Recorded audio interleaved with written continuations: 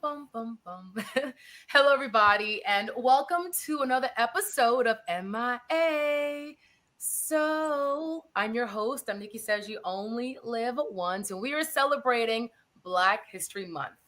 So today we'll be talking New World Symphony's 2025 I Dream a World Festival. It is back, y'all, and we are spotlighting the trailblazing contributions of Black artists during World War II. So let's welcome our guest today. She is a distinguished professor in the Department of Music who specializes in African American music, Dr. Tammy Kernodle, and also the president and CEO of the New World Symphony, Howard Herring. How y'all doing today? As long as Tammy's here, I'm doing fine. Okay, awesome, awesome. So let's get right into it. So, Mr. Herring, this one is for you. The annual celebration, celebrating Black artists and music, returns to the New World Center for its fourth year in a row. For our new audience and viewers, tell us briefly what the I Dream About World Festival is all about. Let's start with Langston Hughes. The poem I Dream a World is so very important to us in this country when he wrote it, and this country today, and in this country in the future. And he talked about joy, and he talked about inclusion, and he talked about what mankind needs. And it's a message of peace and embrace of all people. And it's a beautiful poem. And it is how we understand ourselves, and it's how we understand this festival. We started this festival at a point, Tammy, am I right? We didn't call it I Dream a World in that first year, but we came to that. We didn't. Yeah. We came to that understanding slowly. And we discovered in our own hearts that this was a poem that was about us and about this festival. So the music that we bring forward is about freedom. It's about the soul, and it's about how we understand ourselves together. Yeah, and it's 4 years in a row. I actually attended last year, and wow, it was spectacular. It was beautiful, and I'm looking forward to what's in store for this year. And Dr. Tammy, this one's for you. So can you share why this year's focus is on Black artists during World War II? Well, this is the 80th anniversary of the end of World War II and the end of the Holocaust. And so New World Symphony this year has centered itself on remembrance and resonance and commemorating this historic moment, right, in history that really shifted the dynamics of our world, but more importantly, shifted us into a phase of civil rights and American exceptionalism. So this year we wanted to take a moment to really reflect on that and reflect on what has been the legacy of African American artists, but also African American citizens in respect to World War II. And so if in recent years, the history of the Tuskegee Airmen has been celebrated, but I'm so happy that this year's festival is also correlating with the unearthing of the history of the 6888, an all-Black female regiment. Soldiers, I am Captain Charity Adams. Welcome to the Women's Army Corps. So I think the timing of this is so significant. In this moment, we need to remember what were the horrors, but what were also the triumphs of World War II, in hopes that we will not repeat what that moment was.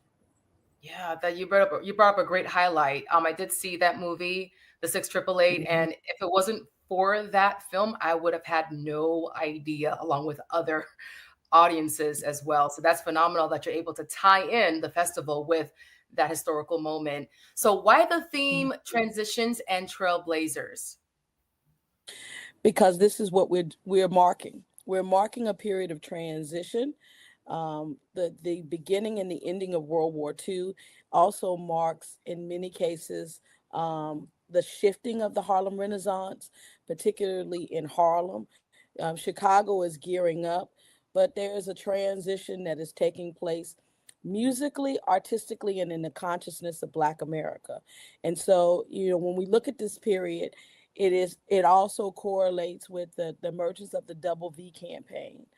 which was about victory at home and victory abroad. And that was the birthing of what we see as the modern civil rights movement. And so we wanted, again, to overlay that kind of historical context, but to talk about people who were significant in this period in terms of trailblazing different sounds. So the artists that are going to be highlighted and featured in their own individual ways all spoke to what was music that was yet to come, the musical language that became part of the postmodernism of post-war America and the world. And so we really wanted to highlight significant voices, some of them unsung, but some of them who were significant in progressing the spirit of the Renaissance beyond that period.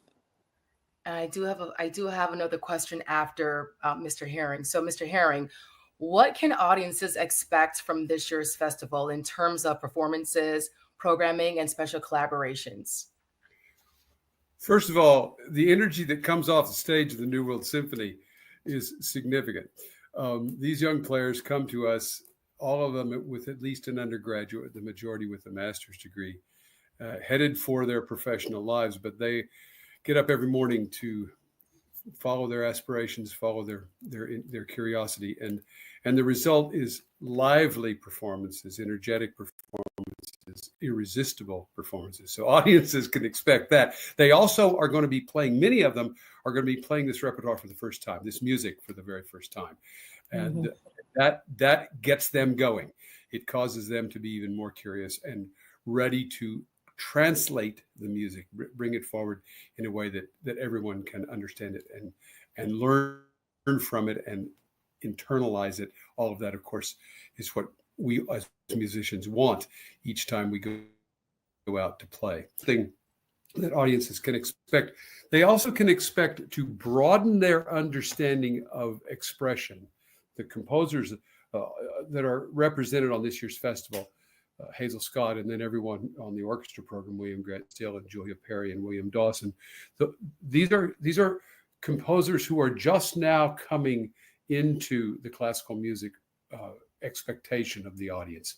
And so we are blazing a trail, talk about trailblazing. We are cutting a new path so that people will have this music as reference going forward. We think that's very important for the health of classical music and for the health of the relationship between the music and the audience. Yeah. So there's two different programs, right?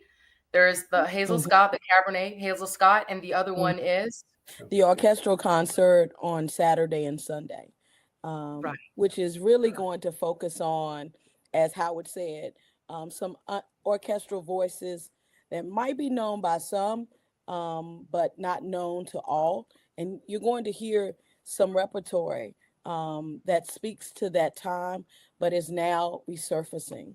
I'm so excited that the fellows under the baton of Geraldine Johnson is going to be performing William Dawson's Negro Folk Symphony.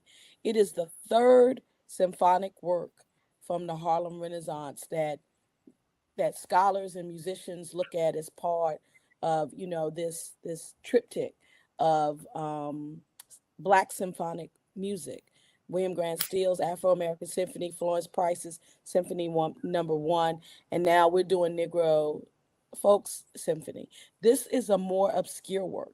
So I'm going to tell you, this is, for many cases, this will be the first time that people will have heard this work since the 1940s. And so to bring that work to life is amazing. But to also have our fellows collaborating with a Black female conductor. That is phenomenal. Say those words 3 times, because how many Black women, we've got Black women composers, but conductors. So that power of that baton, that musical, her musical imagination, what she will do with that orchestra is going to be so exciting. Yeah, very exciting, yes. And Dr. Tammy, we do have a quick commercial break, so stay tight. We'll be right back. Miami-Dade is filled with dreams, talent, love. At the Children's Trust, we are dedicated to nurturing the potential of every child and family with hundreds of trust-funded programs. Find a program at thechildrenstrust.org. Great seeing you all. We need to do this more often. Will you be paying separately or together? Oh, you can put it together. No, give me a second. Hold up, I got this. I'll get the reward points. Well, I have early pay, so this time it's on me. My AI insights say that I have room in my budget, so I'll pay. Well, I got all that and more with the One Love card from One United Bank. Wait, the One Love card? Yes, with the One Love Visa debit card, I got a full suite of digital services from the nation's largest Black-owned bank. Well, how do I get one? It's easy. Just go to oneunited.com. Okay. Kristen's got the One Love card and the check. When it comes to banking, One United Bank is where I want to be.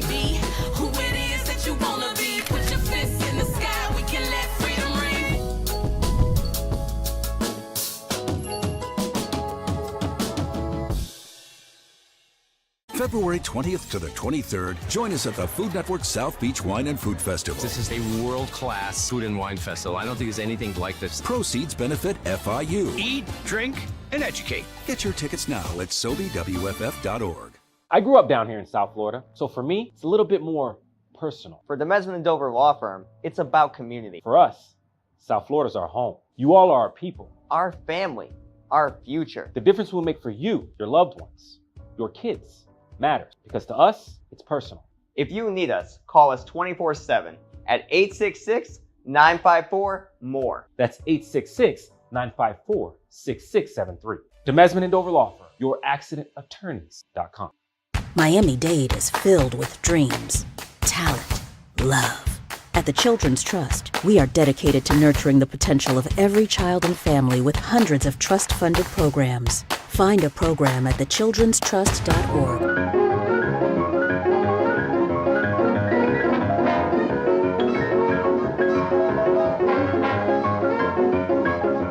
And welcome back.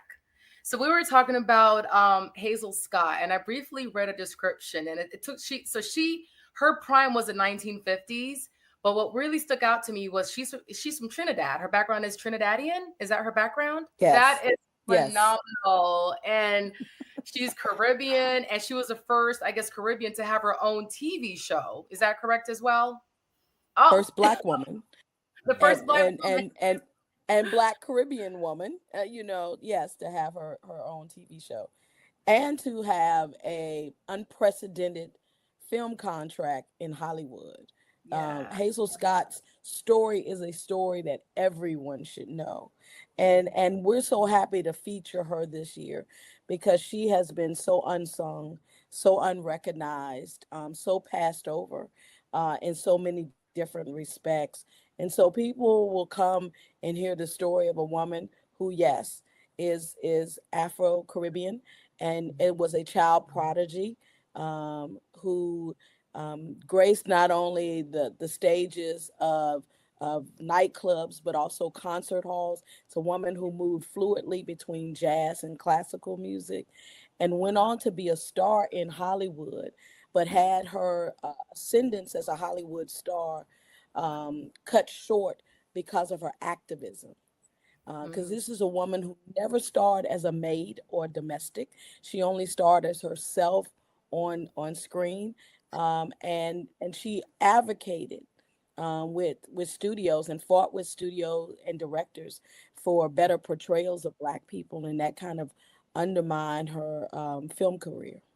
Wow, that's I will be there. I will be there front row center to see that that performance.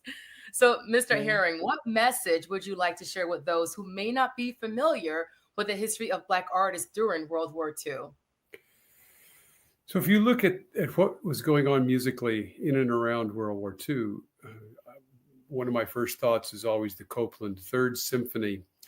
It has a particular section that everyone watching this show knows. They may not know they know it, but he wrote a fanfare, which he called a fanfare for the common man. And it was written in 1942, and it was written for the Cincinnati Symphony. They wanted patriotic fanfares. The conductor, the music director at that point asked, I think there were 18 different composers who wrote fanfares. His was the only one that lived beyond, and he incorporated into his Third Symphony, which was designed to lift the spirits of the American people. But I find it incredibly fascinating that he chose to call it the Fanfare for the Common Man. And there was a Vice President Wallace at that time gave a famous speech where he talked about the conversation in and around the fact that the 20th century might be the American century, but in fact, he thought it was the century of the common man. Again, it spreads out into the humanity of who we are as people, sharing our aspirations, sharing our heart and soul with each other. And that, to me, is what was going on, even not identified at that time. But now, when we look back, we see that the composers who we will hear this week and Copland, they shared that. They were thinking of us as a people together, all of us included. And that's a very important thing. I hope that our audience walk away with that feeling. Yeah, definitely. And Dr. Tammy, are there parallels between struggles and triumphs of Black musicians during World War II and today's music industry? Oh, very much so. I think we see that, particularly the conversation around genre that has taken place in recent years in popular music. Who belongs, whose voices belong. I'm not going to call any names. I think if you watched the Grammys this past weekend, you know what I'm referencing. But I think, yes, I think, what we saw in World War II, and that won't be so much touched upon in this festival because we're not dealing with popular music, is how Black popular music became globalized during World War II. Jazz became the music of democracy. And there developed an appetite for jazz, but not necessarily a love for Black people, right? And so there was a consumption culture, and that consumption culture continues into today. And so when you look at our current social, political environment, much of what we consider popular culture has some roots or extensions into Black history and Black experience, but yet we have such a sentiment against DE&I and diversity and inclusion and equity. And so, so there's many parallels, but I think, much like what we saw in that period of time, and those voices amplifying and joining other voices and being recognized for their artistry in time, I think that the same will be true today. Yeah. And there are some artists where you can definitely hear that triumph, that struggle within their music. I'm a millennial, so I'm not that familiar with music from World War II, but it's programs like these festivals that would help educate myself and even younger generations about music back then and Black artists. So this is great that you're bringing this in. After learning about Hazel Scott, like, I'm so intrigued, and I'm Caribbean, and when I saw that she's from Trinidad, I was like, what? Are you for real? And Yes. Miami is a melting pot of so many Caribbeans. So it's just great to kind of tap into that other layer as well, as far as her being an artist. You ask about our commitment to diversity and inclusion in classical music. Sure. I'll give it to you in a nutshell. So the first time the New World Symphony stopped, this is before I arrived, the staff and trustees of New World stopped and thought about inclusion was in 1994. Just think about that for a moment, because nobody else in the classical music business was even beginning to mention it. So at that period, there was a 2-day symposium, and the conversation was in around what is the repertoire, who are the players, how can we be more inclusive. And in 2015, Aaron Dworkin brought the Sphinx Virtuosi to our hall, to the New World Symphony's performance hall, and made a statement at the beginning of the concert that at that point in time, 2015, 2% of American orchestras were Black and 4% were Latinx. We reflected and we decided that we could change that. And so we began to recruit. We had not recruited since the beginning of the orchestra, which was back in 1988, 89, 90. At that point, nobody knew who we were, what we intended. So there was a lot of recruitment. And then the demand for who we are and young players wanting to come to us made it not necessary for us to recruit any longer. We started recruiting again, and we recruited broadly, and we started going beyond just a handful of music schools to a lot of music schools and a lot of cities, listening for the talent. And guess what? We went from 2 or 3 players of color up to 5, up to 10, up to 15, and now sort of 20% to 25% over the year to year of our players are of color. And we did that by recruitment. We did that by searching for excellence, and we found it. So we are very much about the future of the art form, which is an inclusive future, all the talent that's there and everything they bring to it, and then becomes the music that we present. That's phenomenal. And again, I was there last year, so I was able to see that firsthand, and just want to applaud the symphony for recognizing that, and talent and skills, and just, music is music. Music is universal. Music, it doesn't show, it doesn't discriminate against anybody. Music brings people together, brings love together, brings emotions together. And again, I do see representation, and thank you so much for that. And so what do you hope our audiences will take away from this year's festival? And anyone can go first. Oh, you go, Tammy. Well, first of all, I think people are going to experience Black Girl Magic on a whole nother level. This is the first year. This is my dream team. I'm going to just tell you that. I'm a little partial.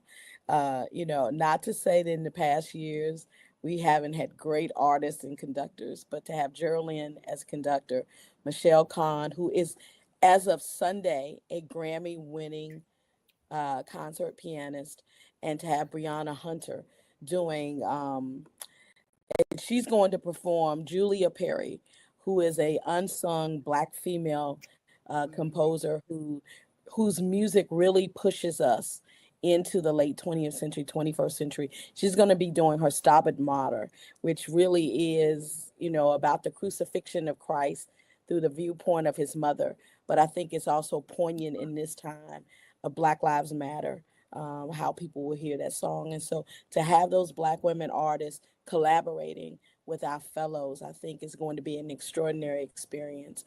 And that people are going to hear music that completely blows their mind. I know I say that every year. I know I say that all the time. But I really believe that people's minds are going to be blown during this festival this year. Whew. All right. She's right. She's right. I want to go back, as we close this out, I want to go back to a conversation that, Tammy, that you and I and Michael Tilson Thomas had long, long ago. Mm-hmm. And you spoke of sonic blackness. Mm-hmm. And Michael and I both were caught short by that. I had never heard that phrase before. And now, once I've heard it, of course, when you hear something that's profound, you can't unhear it. It is part of you. And so when I think about what our audiences will take away, I think of that. I think that they will understand the essence of sonic blackness in the music that we will be bringing forward. And it is, I used the word unique once before, I'll use it again. It is itself, it is unique, and yet it is part of this larger world that is our world, the world that Langston Hughes dreamed and that we dream as well. All right, sonic blackness. I'm like, that's like a great hashtag or caption. I need to note that. That's Please Tammy's do, Nikki. Yeah, I will give you credit, Dr. Tammy. I will. Okay. All right. All right, everybody. All right. So visit. So it's newworldsymphony.edu for more information, how to get tickets and everything. So thanks again for this initiative, for this festival, and we'll see you soon. Thank you, Nikki. Thank you. Enjoy your day, Nikki. Thank you. See you soon. And y'all, that was so informative, so exciting at what they're bringing to New World Symphony and to celebrate Black History Month. But we're going to another commercial break. We'll be right back. Miami-Dade is filled with dreams, talent, love. At the Children's Trust, we are dedicated to nurturing the potential of every child and family with hundreds of trust-funded programs. Find a program at thechildrenstrust.org. great seeing you all. We need to do this more often. Will you be paying separately or together? Oh, you can put it together. No, give me a second. Hold up, I got this. I'll get the reward points. Well, I have early pay, so this time it's on me. My AI insights say that I have room in my budget, so I'll pay. Well, I got all that and more with the One Love card from One United Bank. Wait, the One Love card? Yes, with the One Love Visa debit card, I got a full suite of digital services from the nation's largest Black-owned bank. Well, how do I get one? It's easy. Just go to oneunited.com. Okay. Kristen's got the One Love card and the check. When it comes to banking, One United Bank is where I want to be.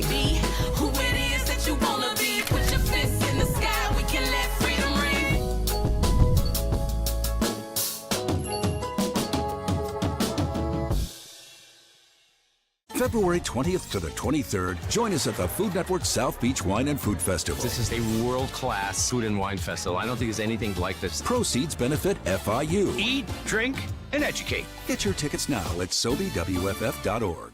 I grew up down here in South Florida, so for me, it's a little bit more personal. For the Mesman & Dover Law Firm, it's about community. For us, South Florida's our home. You all are our people. Our family. Our future. The difference we'll make for you, your loved ones, your kids, matters, because to us, it's personal. If you need us, call us 24/7 at 866-954-MORE. That's 866-954-6673. Demesman & Dover Law Firm, youraccidentattorneys.com. Miami-Dade is filled with dreams, talent, love. At the Children's Trust, we are dedicated to nurturing the potential of every child and family with hundreds of trust-funded programs. Find a program at thechildrenstrust.org. Welcome back. Welcome back. So again, thank you so much for tuning in today's show. Again, we spoke about I Dream a World Festival. It has taken place during Black History Month at the New World Symphony. And again, they'll be highlighting Black artists, musicians during World War II. So thank you so much again for tuning in. And we'll see you on another episode of MIA. So really soon. See you soon.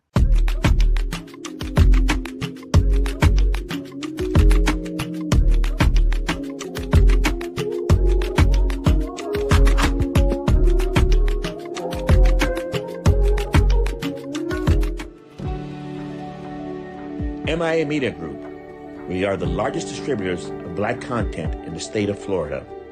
We editorialize the success and achievement of the Black South Florida community. Our platforms are print, digital, and broadcast.